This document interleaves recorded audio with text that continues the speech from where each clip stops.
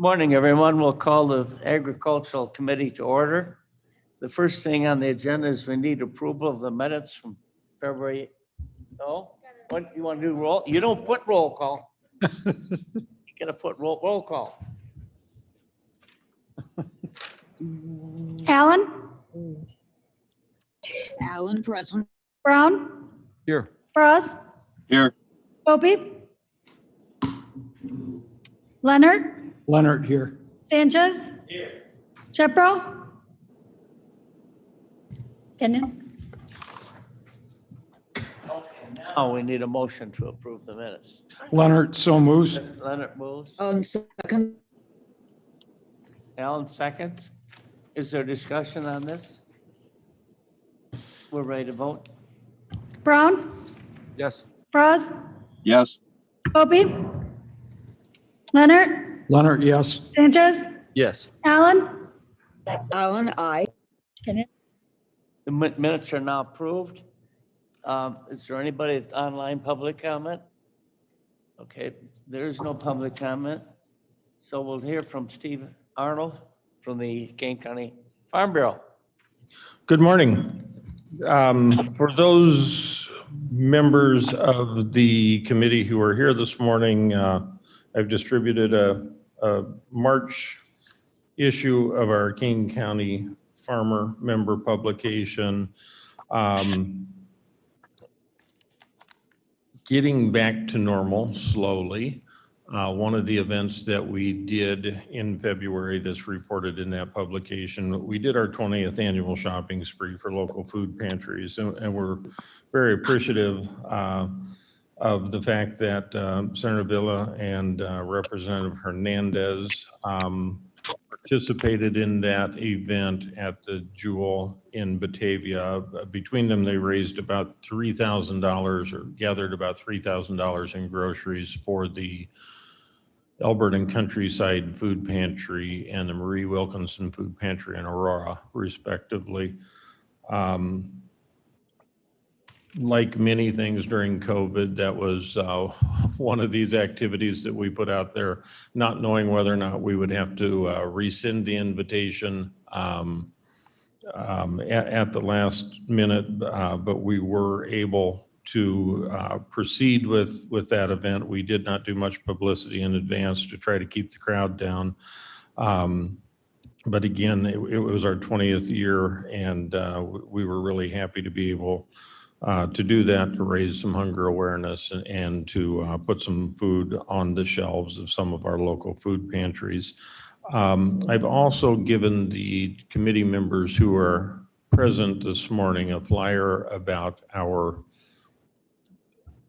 15th Touch a Tractor event. Touch a Tractor is an open house and actually a fundraiser that the Farm Bureau does for its not-for-profit foundation every spring. We are planning that event for the 16th, 17th, and 18th of April. Depending on what restrictions are in place at that time, it may be reduced in scope or in scale. It may be an outdoor activity only. We may have to deny access to the building, but we are going ahead with promotion of that activity to our members through our April publication. So the flyer I have in front of you is very limited in terms of the information about what's going to be offered, because we realize that some of the activities or games that we traditionally do may have to be restricted because of COVID. But we do expect at very least to be able to have that farm equipment on hand at our office for that weekend, even if the program is little more than kind of a self-guided tour of antique and modern farm equipment. One of the other things that we are working on this month, we plan to launch a new website, and as part of that, We have what's been a very successful for us directory of local farms, local food producers who are members of our association who market their products directly to the public, along with the public farmers markets in the county. So we are in the process of updating that information both for online and print directories. So if any of you committee members or staff have suggestions for farms or markets that should be in that directory for the local community, we'd sure appreciate knowing about that. Is that it? That's all I have, Not Mr. gonna Kenyon. call attention to page 2 of your newspaper to look at a picture of his staff. I'm sorry, it's been a long time since. Page 2. Cut and paste. Oh, yes, that's Try to keep him on his toes. that's our crack staff at the office. I guess I'd call that a superhero, office staff superhero poses. I'm not sure exactly what kind of crime you can fight with scissors or staplers or tape guns, but they appear prepared to do it. Yeah. They like to have fun with their manager. Is there any questions for Steve? Question for Mr. Arnold. This is Deborah. Is that Deborah Allen? Good morning. Mr. Arnold, the directory that you're talking about having to do with food producers, is that part of of the Farm Bureau's website, or is that a freestanding entity? Actually, currently, it is both. It's a page on our website, kingcountyfarmbureau.com, but it also has a standalone URL at bountyofkane.org. So it can be found at both places currently. Whether we'll maintain that when we launch the new website, we're not sure, but I believe that we will. So it's actually findable at either location, kingcountyfarmbureau.com or bountyofkane.org. What do you Thank do you. with the Appreciate. foundation money? What's the foundation do with their money? Well, so the Farm Bureau has a not-for-profit foundation that was started in 1989. It's a charitable and educational foundation. The foundation sponsors most of the Farm Bureau's hunger relief efforts. So through programs like the shopping spree that we did last month for legislators, through a Harvest for All program where members donate a portion of their crops or income from the farm, or through programs. A couple of years ago, we did a 10,000 gallon challenge. The foundation sponsors all of those programs in regards to hunger relief, but its primary mission is really educational. And next week, our foundation will review applications for scholarships in 9 different categories and make scholarship awards to college-bound students, college students and college-bound students who are pursuing education for careers in some field of agriculture, farms or food science. The foundation also, and we have put this word out, it supports activities of 4-H and FFA. 4-H through the University of Illinois Extension, and FFA more directly through local FFA chapters. Last year, the Farm Bureau Foundation, in addition to making individual grants to local FFA chapters, made a larger grant to the Hinckley Big Rock FFA chapter of $20,000 towards a project that they are doing to build Well, I'm not sure that they even had a name for it, but basically they're building a classroom for the FFA program in Hinckley. It's a freestanding building separated a little bit from the high school, but a facility where they can expand the program offerings of the agricultural sciences curriculum at Hinckley Big Rock High School. See, the pork chop dinner is coming up, but it's different this year. It's too late to buy tickets, right? It's next weekend? I think, I believe Mark's right. I believe it's the 22nd, 7th, I mean, and that, yeah, I believe the 4-H has set a deadline of the 15th of this month for ticket sales. But they've raised money for their own 4-H projects, for the kids. That's all it's for. All right, if there's no more questions for Mrs. Allen, we'll move on to the Matt Tinsley. Yes, good morning. Today I'm happy to give a couple of updates on our farmer mini grant and survey program.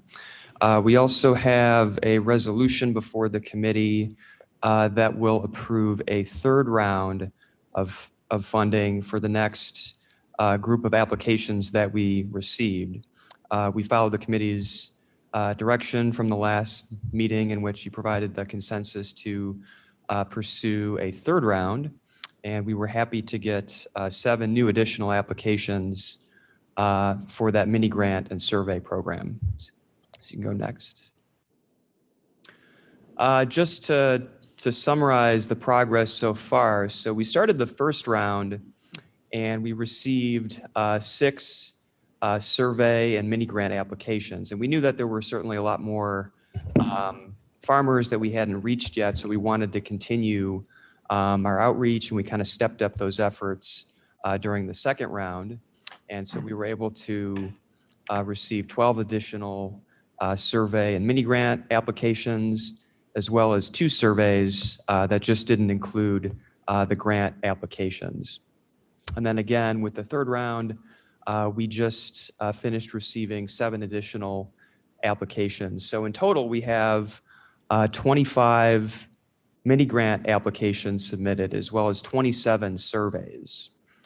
So really, compared to any other survey and outreach that we've done, this is probably one of the more successful response rates that we've gotten from the farmers that we've tried to reach.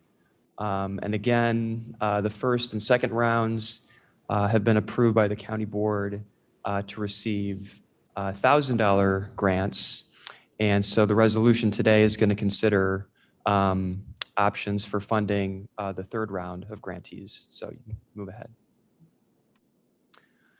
And so now I'm just going to go through and provide a synopsis of the farmers that submitted their applications under round 3. I think you'll see that it really represents a diverse and the unique cross-section of farmers in Kane County. So it was really interesting and exciting to see that variety in the responses that we received again. So we'll go through those now. So the first was Klein's Farm and Market, and obviously they've been operating in Northern Illinois for quite a while. They've been operating for 50 years. They have their primary farm location is in Burlington. They also have retail locations in Elgin and Udina. And the farm business started selling produce back in 1966 when Randy and Judy Klein started selling at a couple of roadside market stands in Elgin. So they've got a pretty extensive history. So you can go to the next. Honey Trails is a newer operation. This is an apiary that operates in Wayne, and currently they have about 100 hives that they operate, and they have locations in both Kane County and DuPage. They're able to harvest the honey and beeswax for a variety of products, including skincare products, handmade candles. So they have in addition to the honey, they have a variety of other value-added items. And their business is operated by Chris and Bernadette Saad. So we're happy to have their application. Go to the next.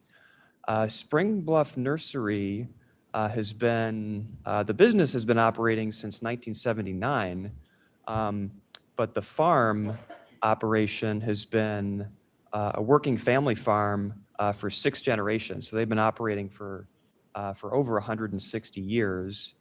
And they got their start as a livestock farm. They eventually transitioned to selling chicken eggs, but really the bulk of their business right now is a tree nursery. So that's been their primary source of revenue. But they've also expanded more recently to adopt a CSA program, and they also have a you-pick vegetable garden where people can come onto their farm and they can pick their own produce for themselves and their families. And the next. Saracen Farms, I'm sure many are familiar. This is a farm that is also an agricultural and a natural preserve. This was the first site to receive the Protected Agriculture and Limited Development Land Use designation under the 2040 plan. So it's really, it's a unique site. It's essentially a planned agricultural community. And most of their agricultural activity is growing organic horse hay. But they have recently set aside a 5-acre demonstration garden, and they use that to grow specialty vegetables and fruits to test out different heritage and heirloom varieties. And they're currently selling this produce through the Hampshire Chamber of Commerce Farmers Market during the summer. So this is something that we're excited to see, and we hope they continue to expand that. And next. Bergman Farms is predominantly a livestock operation. So they have a variety of meats and eggs, including lamb, chicken, duck, beef, pork, and they operate out in the Maple Park area. They predominantly sell direct to consumer. I tried to do a little bit of research, but I didn't quite find out if they have any retail distribution outlets, but we know they do a lot of direct to consumer. They go to Batavia Farmers Market Oh, okay. for a long time. Gotcha. And then you can go to the next. Red Flower Organics is an organic farm that's, again, another newer operation. They started in 2016. In addition to being certified organic by USDA, they also hold a certification from a group called the Real Organic Project.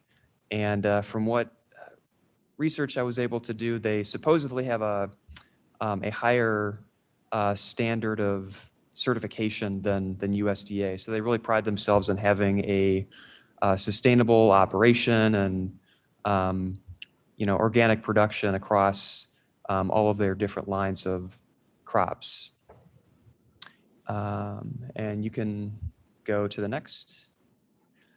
And then lastly, we have Bluff City Gardens, which is really more of a true urban farm operating in Elgin. And so they offer a variety of vegetables, herbs, flowers. They have some value-added fermented foods. And you can see them in this lower left picture. They have a farm. They're at the Elgin Farmers Market with their farm stand there. And I believe they're a newer operation as well. But again, I think all these farms really represent a unique and a lot of variety in Kane County's farms. So really happy to get this response from them. So if you move on to the next. So in terms of the resolution that's before the committee, we wanted to provide an option. So the first option for awarding grants would be in keeping with the first two rounds that have been approved. So we would proceed with using the Fund 400 Economic Development to award $1,000 grants to each of the 7 farmers. The second option, we would leave it to the committee and the county board to consider an alternate amount that you see fit. But as in terms of the staff recommendation, we're recommending option A just to remain consistent with the awards that have been made through rounds 1 and 2. And then on the last slide, just to kind of summarize where we're at and moving forward with next steps, we are in the process of having the round 1 and 2 grantees registered as vendors with the county so they can receive their payment. Many of them have already submitted their invoices, so those are being processed so they can receive their funding. And then pending the committee's recommendation, we will notify the round 3 applicants of their status and let them know that any final award is going to be pending the county board approval. And then moving toward the end of this program, we're going to be asking each of the farmers to provide a written description of how they were able to use their grants. So we really have a sense of what the impact of this program was. And so that's going to, obviously help us with reporting purposes to our funder. But it's really going to provide really a wealth of information that's going to help support additional programs and resources going forward. So with that, I'd be happy to take any questions. I see no questions here. Debbie, can we count on you for a question? If you want one, I was just I'm prepared just to move. kidding you, Deb. I'm prepared to move the resolution along. When we get to new business. And then the next item is, sorry, Matt, you just do such a good job. They don't need to ask anything. That's all right. My feelings aren't hurt. Uh-oh. Yes? I just want to add my gratitude to, it's my hot mic. My gratitude to our team for making the extra outreach phone calls. I think you can see the evidence and just how that works with our local farmers. I also want to thank the local farmers because they're very, very busy people. The people we talk to, are trying to scramble to get their spring season going and everything. And it truly, we're very grateful that we had the grant money and some additional monies in Economic Development Fund to give these grants out to the farms to help them overcome some of the special challenges with dealing with COVID-19. But we're even more grateful for the information that we're getting back. I mean, these a total of 27 surveys and information, and then the reports back are really going to help us to continue the momentum and continue to increase our local food growing community in Kane County. So thank you. Well, thank you for the work that you guys do, your team. Farmland protection. Janice Hill. Hello, everyone. Good morning. Morning. And yes, and to thank you, Matt, for that beautiful presentation. It gives us all a taste too of what's to come and when the nice weather comes and with spring planting.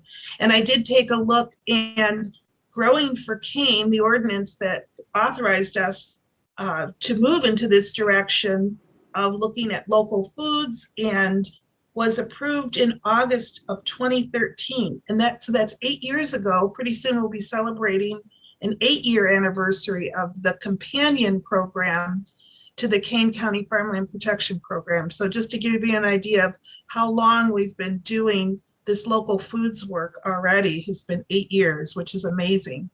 And 20 years in April for our anniversary for the Kane County Farmland Protection Program. So I thank and congratulate the Agriculture Committee and the members of the County Board for approving this groundbreaking program, which you can see the benefits that it's yielded in local foods and land protection. And of course, the staff, all of the staff that have worked tirelessly on this, as well as, of course, the farmers, because without the farmers and the farm landowners, we wouldn't have this beautiful, wonderful program. Next slide.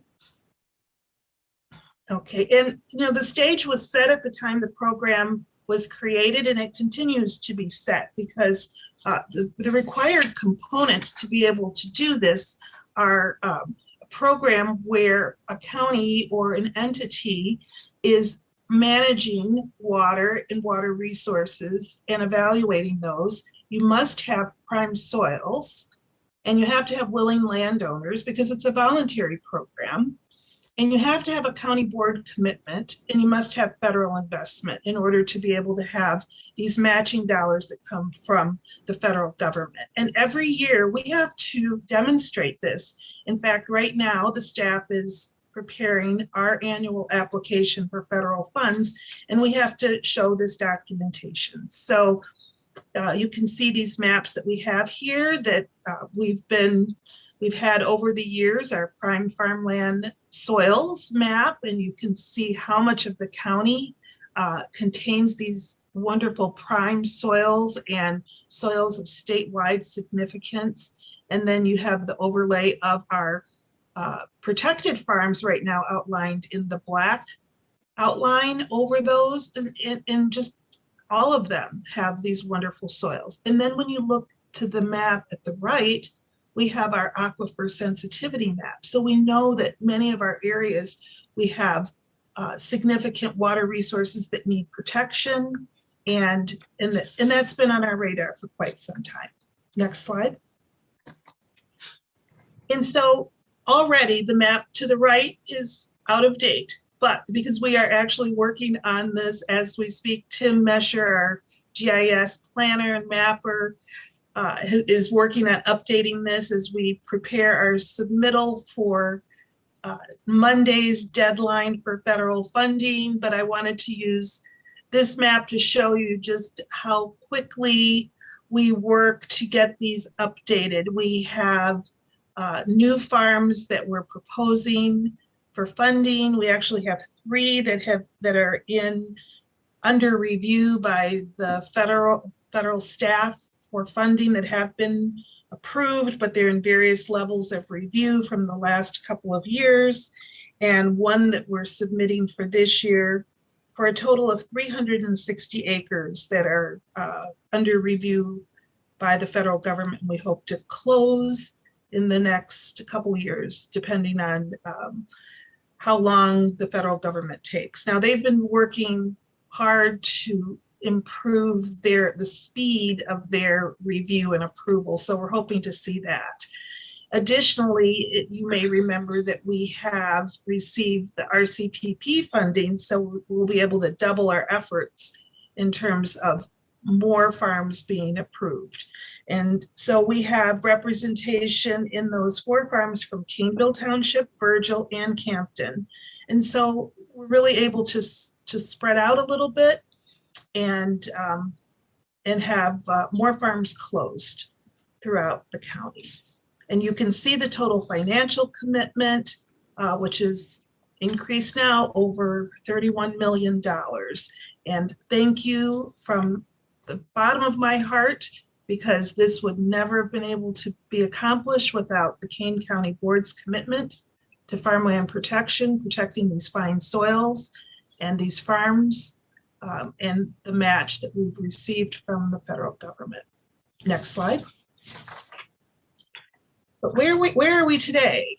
We know that these farm soils are critical in order to create these crops, but there has been, if you followed anything in the press, you'll know that there is an explosion of interest in this voluntary carbon market, and farmers have been placed at the front line of this, and they're being approached by carbon markets saying, you know, you can help address the greenhouse gas problem that we have in global warming in our world by sequestering carbon, and we will pay you for that. And so this brings a whole another level of interest and possible funding to the picture, and particularly to holders of farmland protection easements, because that land will be perpetually held in permanent agriculture. So it does create a very, very interesting option for farmers. It has been the topic of every educational session that I've attended in the last 2 months. There's a lot to learn. There have been some very, very broad statements like the one I have here: the solution to global warming is right beneath our feet. That's a very, very broad statement. That's a lot of pressure on farmers, I believe. Then you have other statements that are more cautionary, like farmers, experts have concern about fairness and logistics. You know, lots of the practices that farmers are required to do to be able to receive a carbon payment are things that farmers have been doing already, cover cropping and some of these other things. In many of these situations, they wouldn't be paid for that if they've been at the forefront of doing this. So that's where that issue of fairness is coming in, because some of those farmers that have been at the forefront would not be eligible to receive credit for the work that they've done already. So there's lots to learn about this. And before Kane County attaches any commitment to any one program with our easements, we really want to spend some time investigating this. So that's one of the things I've been doing in the last couple of months, trying to learn what's happening here in this very, very broad market. What we do know is that the federal government will be requiring some level of connection between the carbon markets and soil sequestration and the funding that they give. What that connection is going to be, we don't know exactly, but we do know that that's coming. Next slide. Thank you. So moving forward, when we look at our farmland protection program, we do know a few things. We know with our regional conservation planning partnership program that farmers will be asked to consider what types of conservation practices will be happening on their farm and documenting that as part of their easement. And so that list there that you see are some of the practices that are standardized as part of NRCS. They're standardized and coded. And so, for example, if you look, you'll see cover cropping is one, field borders is another, pollinator habitat. Not every practice is applied to every farm, but they are listed and coded through NRCS. And each farm will have a farm plan, and the farmer and the NRCS staff will develop a plan to decide what will happen on that plan. And the connection with soil health and the outcome of carbon sequestration is there.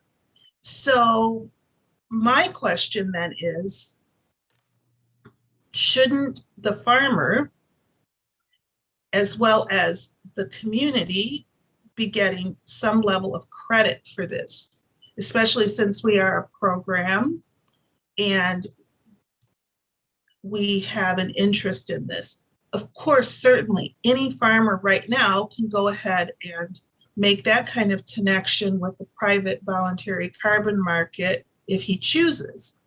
That's already happening right now. But as a program, shouldn't we be getting some level of credit for good work happening? But in order to do that, we need to have a nice baseline of where we are right now in order to get credit and where those individual fields are. There's a lot of testing that needs to happen for that. And you may be familiar with some of that at the water level because Jody has been here at the committee talking about water sampling that she and her staff are doing contractually in cooperation with our farmland protection program. So that's one level of that. Next slide. But what things should we test for, and what things should we measure, and how should we connect that with farmland protection? There's lots of things to think about. And then what should we measure? Economic improvement for the farmer, and what's the cost of implementing these practices too? That's a big question. And then what financial incentives are there for the farmer? There are some, but are there enough? Public incentives, the federal programs offer some, the state offers some, there's some private ones. How do you find out where they are and track them down and bring them in and bring them all together? It's more than a notion. I've started assembling the list, but there's quite a bit there. And so instead of leaving that in the hands of a farmer and saying, that's your responsibility on your own, and then you report that back in order to get your easement, I think it may be better to look at a possible pilot project for King County with our easements combined. We like to do pilot projects here before setting requirements or suggested requirements. It's much, much better to test things out before settling in on requirements. So that's what I'm looking for funding right now to do, and looking at funding to start to see what might work, what packages might work with our upcoming farms. We know we're going to be required to do this, so we're thinking maybe we should just get in front of that requirement and look at what will work best for Kane County farms instead of having to fall in line with a larger requirement the federal government would require. Let's figure out what would be best for us. Luckily, we don't have to look at those measurements and estimation tools and create those all on our own.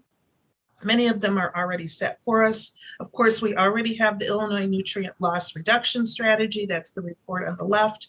That's been there for our standards already set. Recently released is the American Farmland Trust Report, which is the one on the right, their outcomes estimation tool. I sat in on that webinar in January, I believe it was. And if you go to the next slide, this is what ultimately their report summary looked like. I know it's probably hard to read, but basically they took a lot of the tools that are out there right now for estimating a lot of these things and categorized it and said, how do you get into it? How do you start and how do you finish? And what do these different tools show? None of them work for everything. If you see the column on the left, some of them measure economics, social factors, greenhouse gas reduction, water quality, they all measure different things. So these are at least the things that we can start to look at. Some of them measure at the very small field level. Some of them measure the larger subwatershed, watershed. We could even look at the entire county if we wanted to. So lots of things that we can look at. Much, much better, I think, if we do a pilot project instead of implementing something imposed on us. Let's try to come up with something that would work for us. So that's what's coming up for the future of farmland protection. It won't just be about protecting land from conversion. That was the first start of the program. Very, very important to protect land from conversion. There's no question about that, but beyond that, now we're into other more important levels of soil and water protection. And so with that, I think that that pretty much concludes my, oh, I did have one more slide. I'm sorry about that. That's right. What I wanted to show you with this is the public and private entities that have now entered the marketplace to fund this work, which is also worth looking into, because the question about who's going to pay for this and how this is all going to work, and then what they request of the farmer, which is the second aspect. We heard a presentation at Ag Committee from Patrick at Soil and Water, and they're implementing the farmer-led STAR program. So you have the field report on the right, and you can see the things that happen there. Again, it starts with soil sampling and baseline work, and then all the way through in terms of the farmer documenting the work that he's doing, in terms of nutrient management, tillage, all of those different things. Many of the same things are requested of the private companies as well.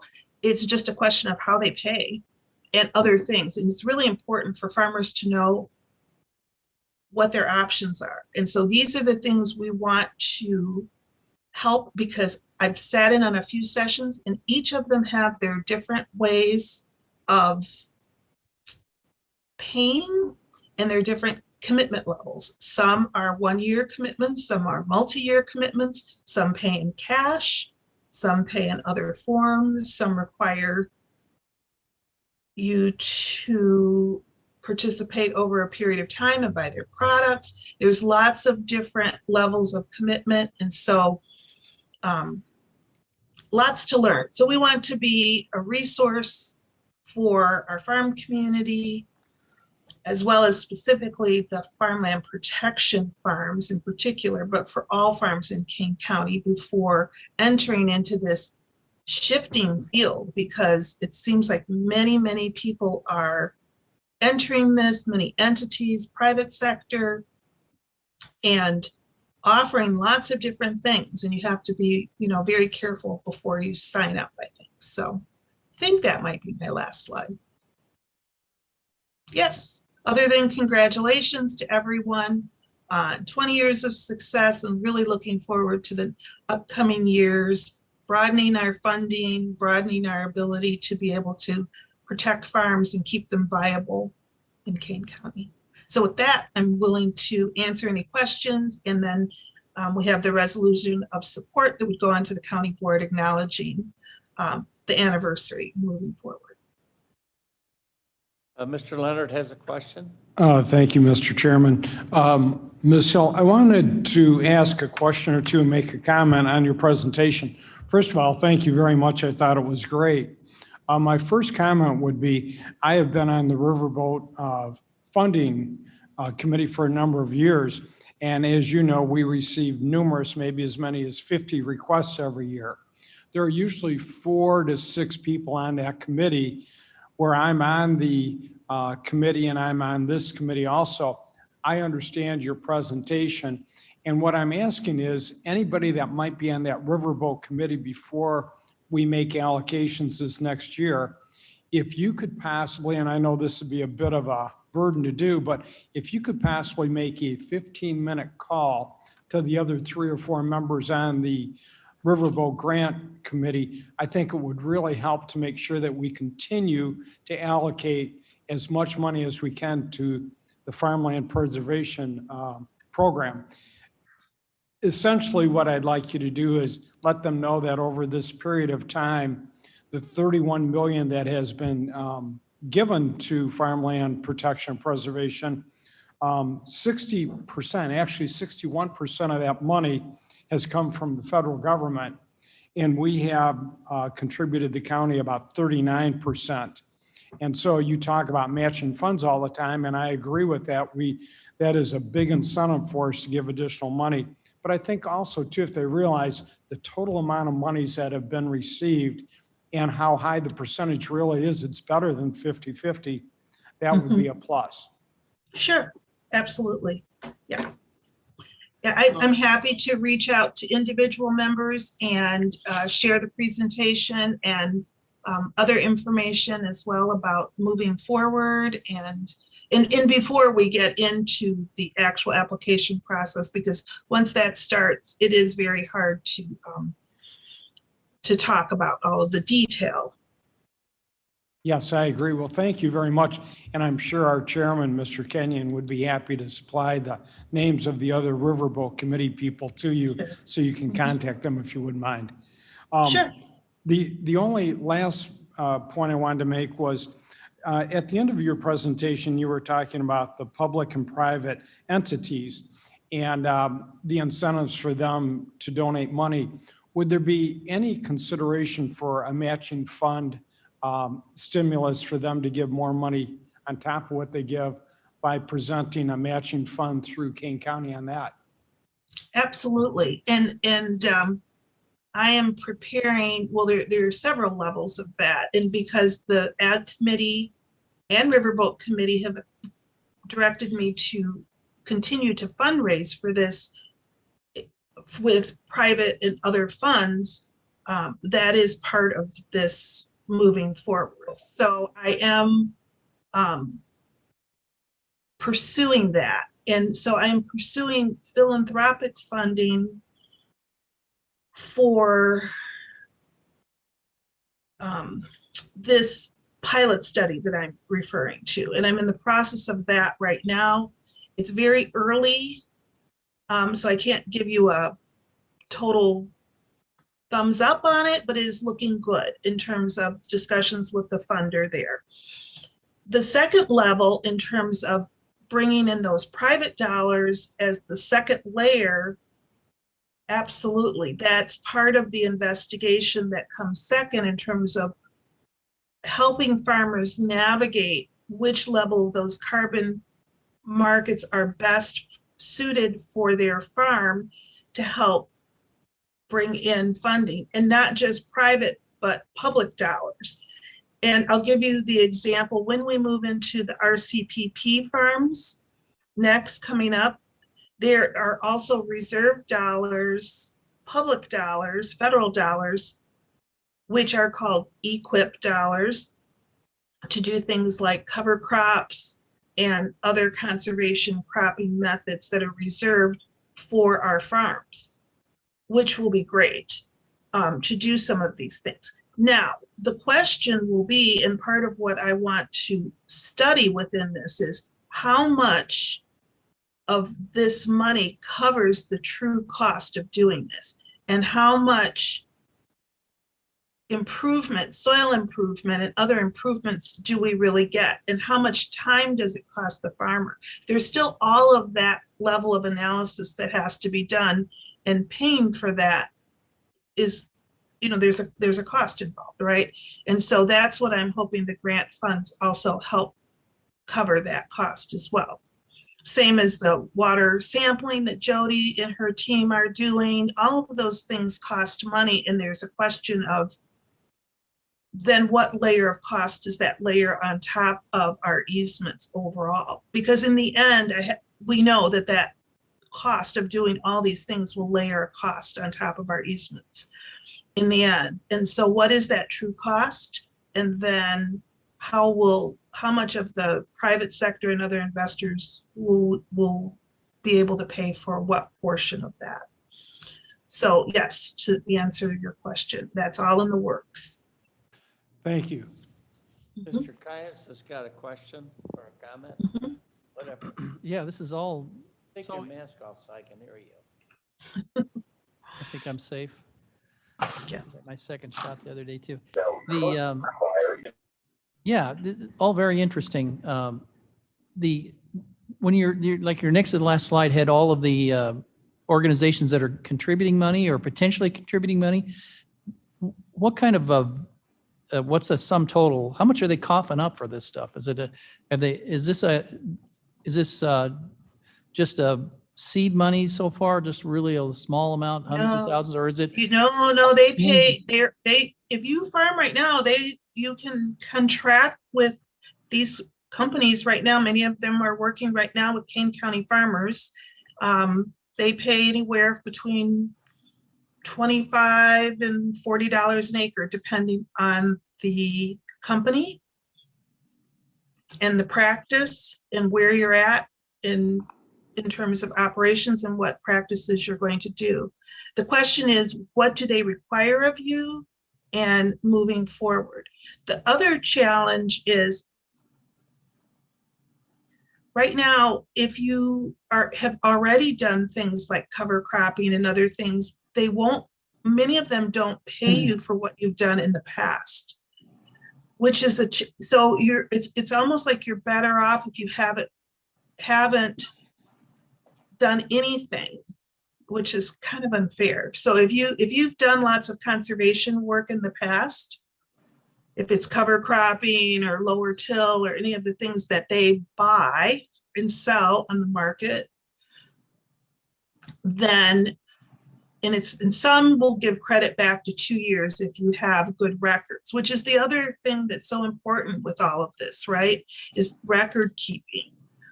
And so some farmers don't have the records that they require in order to give credit, right? So there's lots to learn from this.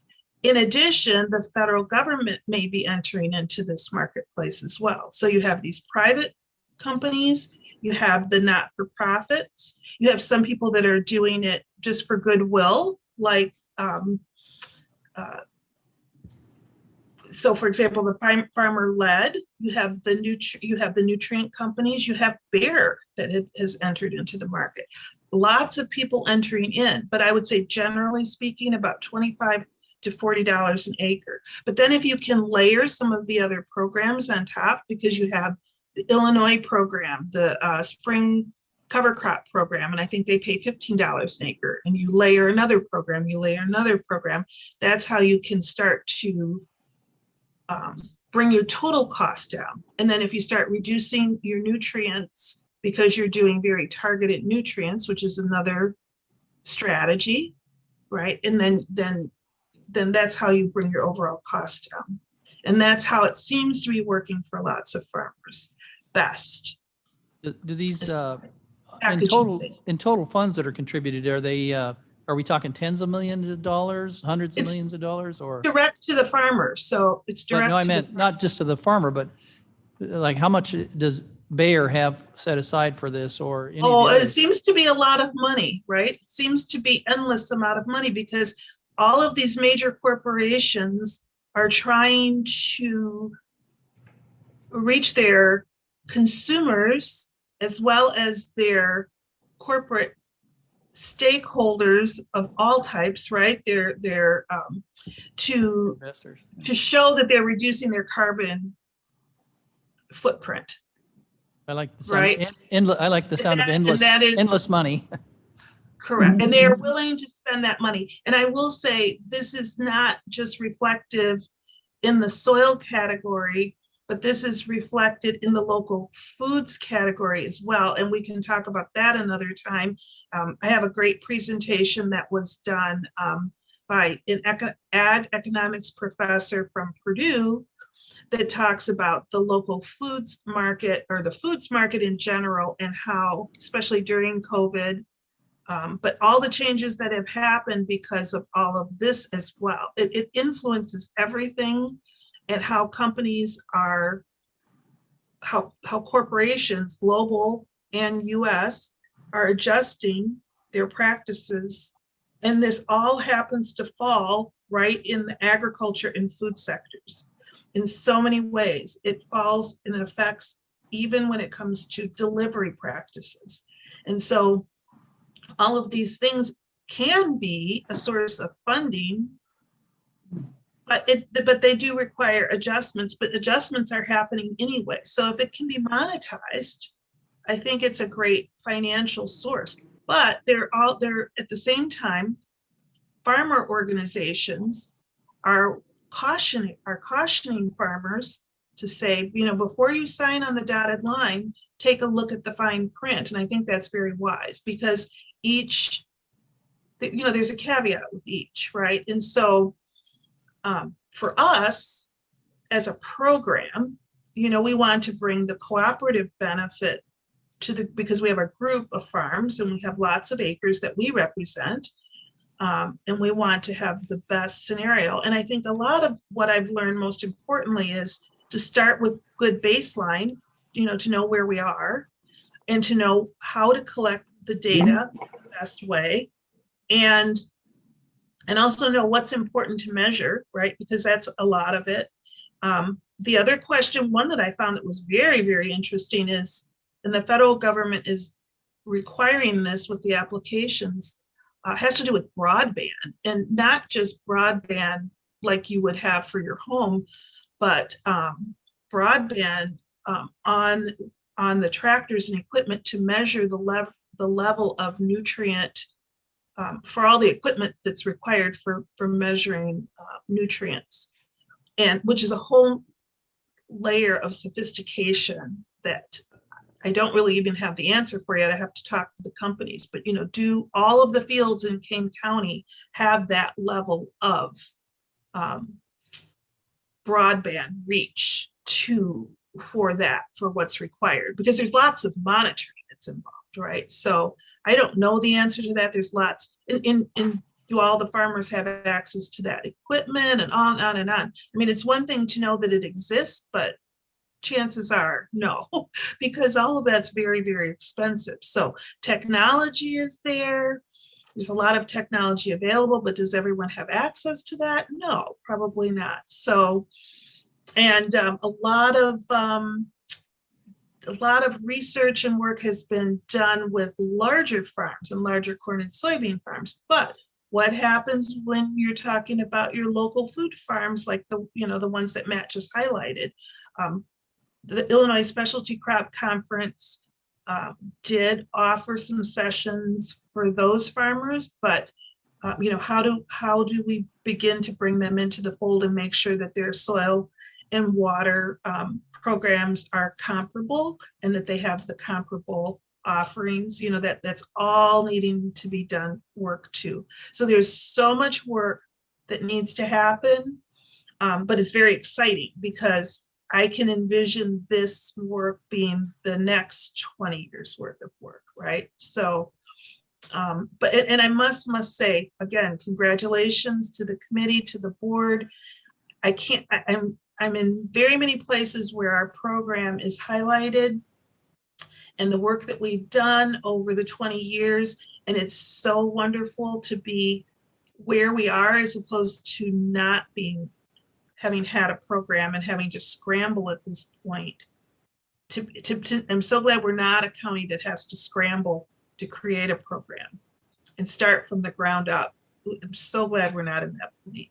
We're just so further ahead. So congratulations, lots to look forward to moving forward. And it's not just the soil, it's the soil, water, farm viability, all these wonderful things that we get to work with. Thank you. Bates, please. Any more questions or comments? Bates, please. Oh, yes. Chairman. Oh, I didn't see you were there. Oh, well, no, I'm hiding in the corner in the loudspeaker. Janice, is there any legislation that we need or that's in the works that we should be helping? Is there anything coming from the state of Illinois on this? No, not really from the state at all. Most of the activity is at the federal level right now. Yeah. Should we be helping with that, promoting that? I think right now most of it is research oriented at the federal level. So not yet. Okay. Just kind of wait and see in terms of that. So yeah, I think everybody's just kind of investigating and learning, but thanks for the question. Yeah, nothing yet. We're still waiting. The only thing that we have at the state level right now is we submitted that Rebuild Illinois request for funding, and we're still waiting. I guess those announcements will be in the first half of the year. First, they were saying first quarter.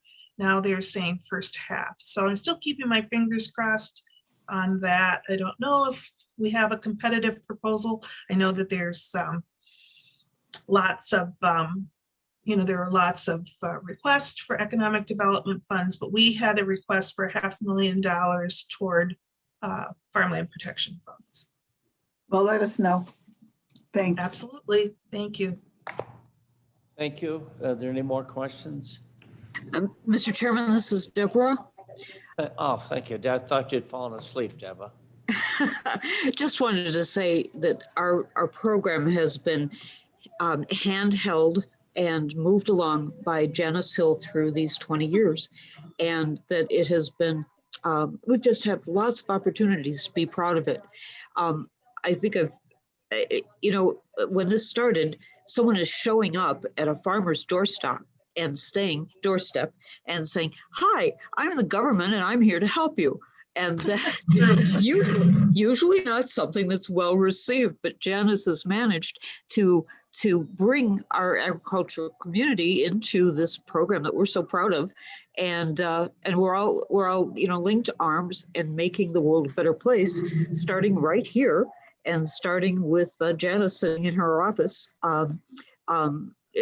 making this program work and flourish and continue. So I'm proud of us, and I'm greedy, so I'm anxious to get that money. Janice, Mr. Caius has been sitting in on this and contributing, and he is the chairman of Riverboat this year. So you already have an active audience in him, and it's just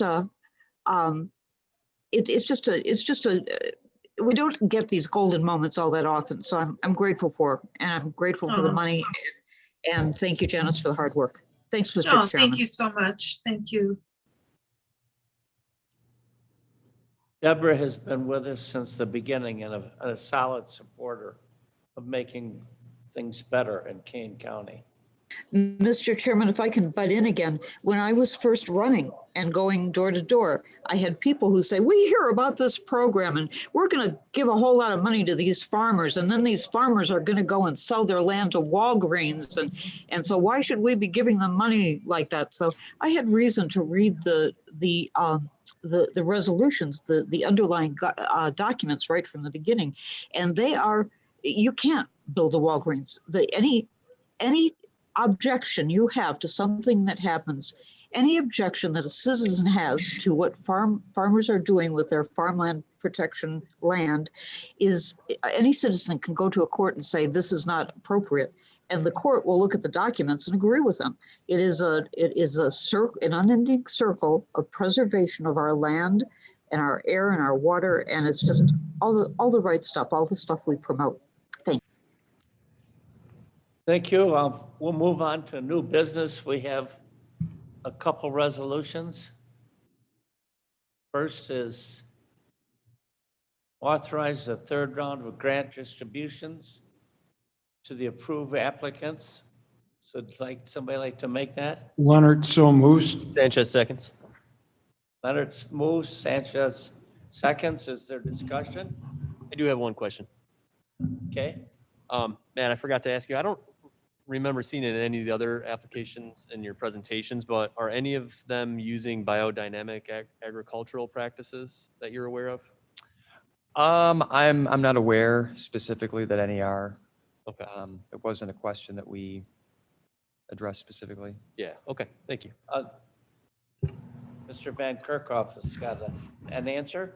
I just wanted to point out, since the resolution before you has fill in the blanks, staff would request that the motion, if the intent is to give out $7,000, $1,000 grants each, that be part of the motion, and then we will adjust the resolution as it moves on through the process. Mr. Leonard? Thank you, Mr. Chairman. The other point I'd like to make about the resolution is, as Matt had brought up, we have two options. I'd like to recommend that we move forward on option A, taking the funds out of Fund 400, as we have with the other ones. So I'd like that amended, the resolution amended to include So option you're A. amending that to say that? Yes. And I agree as the second also. First and second are amended, they have to say option A. Is there any more discussion? So we'll have a vote on the, Brown, yes, Frost, Goby, Leonard, Leonard, yes. I think Kobe said yes. was that Kobe? Thank you, Kobe. Sanchez, Yes. Allen, Allen, aye. Kenyon. We're voting on the motion as amended. Now we have another resolution to recognize celebrating the 20th anniversary of farmland protection. Is that correct? Yes. Does anybody want to make that motion? Allen moves. Deborah Allen moves. Mr. Sanchez seconds. Is there discussion on this? All right, we're ready to vote. Brown, Yes. Kobe, Leonard, Leonard, yes. Sanchez, Yes. Allen, Allen, aye. Kenyon. Yes, aye. Thank you very much. I want to comment on some things I've been reading. The prices for agricultural products are reaching a high point. Soybeans, Steve, what is that, 12-year high? Stephen? Sorry? Soybean prices, are they at a 12-year high? Soybeans, come. I believe you. Yeah. I don't I know. mean, corn is up $2. I mean, from the last year now to now, things have got better. And I will say this, the federal government has been very good to farmers. It was going to be a bad year and it turned into be a good year. But we all want to eat. And the commerce, I was reading about we're selling ethanol to China. We're selling soybeans to China, corn. So we're the breadbasket. Unless there's any other comments, we'll look for a motion to place reports on file. Leonard, so moves. Allen seconds. And Mr. Chairman, can I just say that the strength of a country is in the ability to feed its people? So there we are. We have a motion to place the reports on file. We have a call. Brown, Yes. Bras, Kobe, Leonard, Leonard, yes. Sanchez, Yes. Allen. Allen, Thank you, Kobe. Go so fast, you'll leave us in the dust. I know. It's hard, but and then now we need a motion to adjourn. Seeing no motion to adjourn, we will stay. Leonard moves. Leonard moves, and Sanchez seconds. All in favor, say aye. Aye. aye.